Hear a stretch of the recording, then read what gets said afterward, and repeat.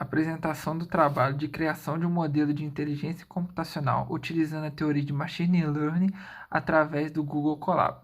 O grupo é formado por Kaique, Dene e Luiz Gustavo. Inicialmente, temos que essa base de dados, a qual baixamos do repositório Kaggle, veio de uma pesquisa que tinha como principal objetivo classificar diferentes tipos de defeitos superficiais em placas de aço. Podemos ver que o vetor de entrada possui 27 indicadores, sendo que esses indicadores têm a função de descrever a forma geométrica desses possíveis defeitos.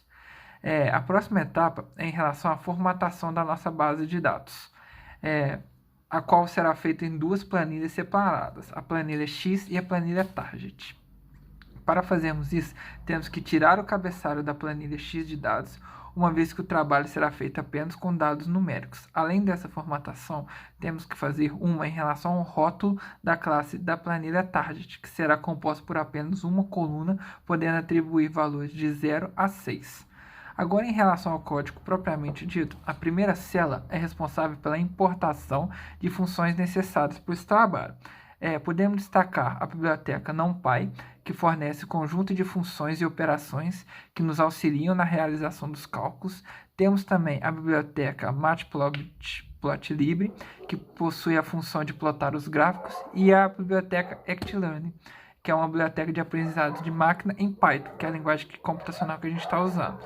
E ela possui algoritmos de classificação, regressão e agrupamento de dados. Nessa etapa, a gente vai fazer o pré-processamento dos dados usando o PCA. Então, para isso, a gente começa normalizando os dados, isso é, organizando esses dados, e depois a gente aplica o método PCA, que é reduzir o número de dimensões dessa base de dados, mantendo aí as características originais dela, com pelo menos 70% de aproveitamento desses valores. De acordo com o nosso código, a gente conseguiu reduzir para 7 o número de componentes, de um valor inicial de 27, mantendo 75% da validade desses valores na nossa base de dados.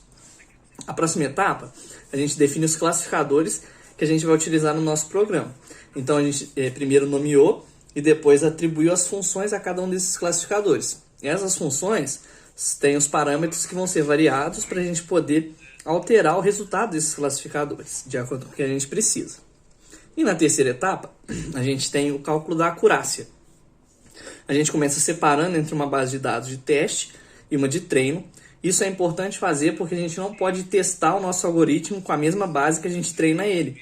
Senão a gente vai ter resultados viciados nessa resposta do algoritmo.